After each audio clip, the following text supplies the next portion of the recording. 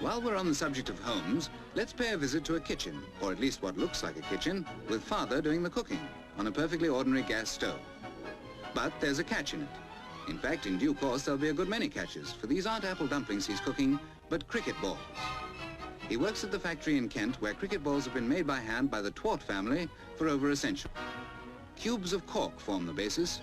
They're bound with coarse worsted, which compresses them until they're only about 1 inch in diameter.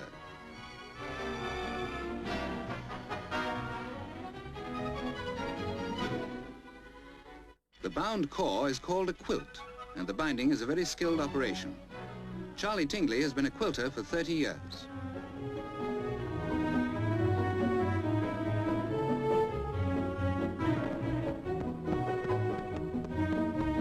No guesswork here. The weight of the quilt must be exactly right, and so must the size.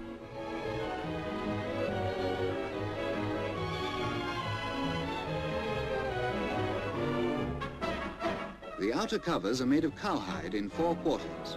These quarters are stitched together in pairs to make 2 cups, which will be clamped onto the quilt ready for the final stitching, the most delicate operation of all.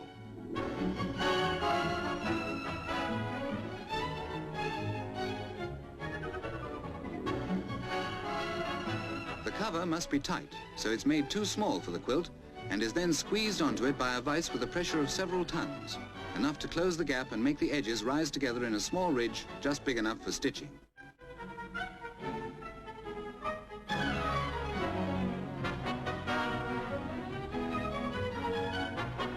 In Tudor times, cricket balls were made of wood. Later, the village cobbler used to cover them with leather. It's a far cry from those rough and ready days to this highly specialized craft.